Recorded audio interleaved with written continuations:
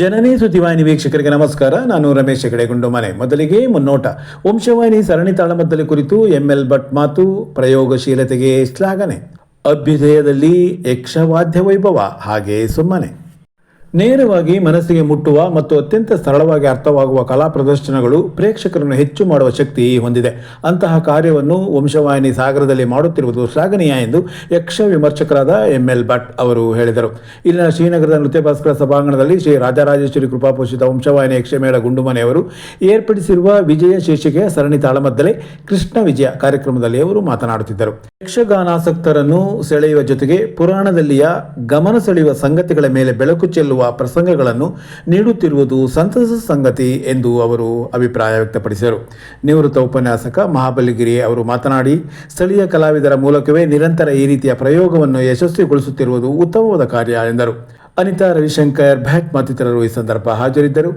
ನಂತರ ರಮೇಶ್ ಹೆಗಡೆ ಗುಂಡುಮನೆ ರಚಿಸಿರುವ ಶ್ರೀಕೃಷ್ಣ ವಿಜಯ ಪ್ರಸಂಗದ ತಾಳಮದ್ದಲೆ ನಡೆಯಿತು. ಸೂರ್ಯನಾರಾಯಣ ಹೆಗಡೆ, ಸೃಜನ್ ಗಣೇಶ್ ಹೆಗಡೆ, ಶ್ರೀವತ್ಸ ಅವರ ಸೊಗಸಾದ ಹಿಮ್ಮೇಳ ಹಾಗೂ ಅರುಣ್ ಬೆಂಕ್ಟೊಳ್ಳಿ, ರವಿಶಂಕರ್ ಭಟ್, ರಮೇಶ್ ಹೆಗಡೆ ಅರ್ಥಗಾರಿಕೆ ಪ್ರೇಕ್ಷಕರ ಮೆಚ್ಚುಗೆ ಪಾತ್ರವಾಯಿತು. ಉತ್ತಮ ಪ್ರಯೋಗ. ಇಲ್ಲಿರುವ ಪ್ರೇಕ್ಷಕರೆಲ್ಲ ಆಸಕ್ತರು. ಒಂದು ಹೋಟ್ಲಲ್ಲಿ 50 ಇಡ್ಲಿ ಖಾಲಿಯಾಗಿ 50 ಉಳಿತಂತಾದ್ರೆ ನಾಳೆಗೆ 50 ಮಾಡೋದಲ್ಲ, 100 ಮಾಡಬೇಕು. 100 ಇಡ್ಲಿ ಖಾಲಿ ಆಗುವ ಹಾಗೆ ಆ ಪ್ರಯತ್ನ ಈ ಮೇಳ ಮಾಡ್ತಾ ಇದೆ. ಅಂದರೆ ಯಕ್ಷಗಾನ ಆಸಕ್ತರನ್ನ ಸೆಳೆಯುವ ಪ್ರಯತ್ನ ಈ ವಂಶವಾಹಿನಿ ಹೆಸರು ಹೇಳುತ್ತದೆ, ಮೊದಲಿಂದ ಮಾಡ್ಕೊಂಡು ಬಂದಿದೆ. ಈಗಲೂ ನಮಗೆ ಮಧುರಾ ಮಹೇಂದ್ರ ಅಂದ್ರೆ ಮಹೇಂದ್ರ ಹೇಳ್ತದೆ. ಚಿಟ್ಟಣಿಯವರು, ಉಪ್ಪೂರು, ಗುಂಡು ಮನೆಯವರು ಅವೆಲ್ಲ ಆ ಕಥೆ ನಾನು ಇಲ್ಲಿಗೆ ಹೋಗೋದಿಲ್ಲ ಹೇಳಲಿಕ್ಕೆ. ಬಟ್ ಇವತ್ತಿನ ಈ ಕೃಷ್ಣ ವಿಜಯ ನೇರವಾಗಿ ಮನುಷ್ಯರನ್ನ ಮುಟ್ತದೆ. ಬಲರಾಮನ ವೈಫಲ್ಯತೆಯನ್ನು ಹೇಗೆ ಸಾಧಿಸುವುದನ್ನು ಕೃಷ್ಣ ಮಾಡಿ ತೋರಿಸ್ತಾನೆ. ಆ ಬಲರಾಮ ಗದಾಯುದ್ಧದ ದಿನ ತೀರ್ಥಯಾತ್ರೆ ಮುಗಿಸಿ ವಾಪಸ್ ಬರ್ತಾನೆ.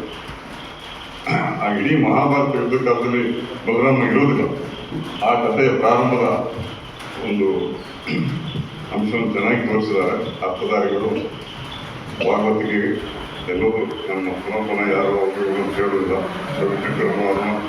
ಭಾಳ ಚಂದವಾಗಿ ನಿರ್ವಹಣೆ ಮಾಡ್ತಾ ಇದ್ದಾರೆ. ಇನ್ನು ಮುಂದೆ ಸಹ ಇಂಥ ಒಳ್ಳೆಯ ಆಚರಣೆಗಳನ್ನು ನಮ್ಮ ಇಂದಿನ ಈ ತಾಳಮದ್ದಲೆ ಬಹಳ ಹೊರತಾಗಿ ಬಂದಿರುವುದು. ನಮ್ಮ ಹೊಂದೂರವರಿಗೆ, ನಾವು ಒಂದು ಮನೆಯವರಿಗೆ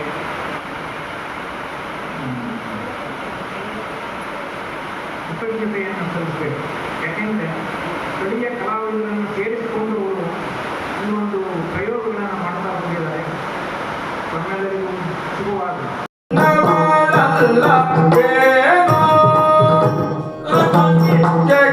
ಜಗಳವಾಯಿತು ಬಲ್ಲೆಯೇನೋ, ಜಗಳವಾಯಿತು ಬಲ್ಲೆಯೇನೋ.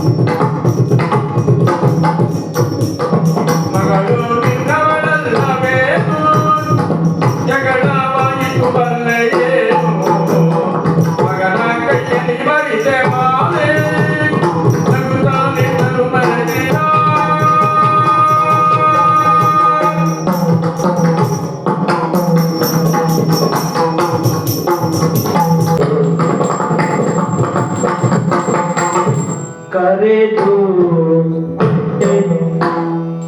ಕರೆದು ಕೊಟ್ಟೆ ಮಗಳ ನಾನು ಬರಿದೆ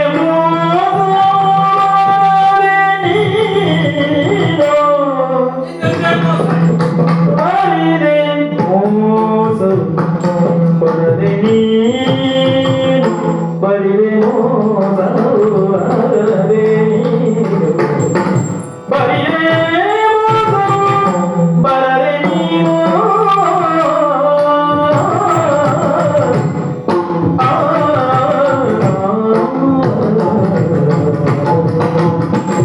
ಸಾಗರ ಪಟ್ಟಣದ ಸಮೀಪ ನಡಹಳ್ಳಿ ಕೈಯ ಅಭ್ಯುದಯ ಗೃಹದಲ್ಲಿ ಸೋಮವಾರ ಸಂಜೆ ಸಮರ ಸುಗಂಧಿನಿ ತಾಳಮದ್ದಲೆ ಮತ್ತು ಯಕ್ಷಗಾನ ವಾದ್ಯ ವೈಭವ ಕಾರ್ಯಕ್ರಮ ಆಯೋಜಿಸಲಾಗಿತ್ತು.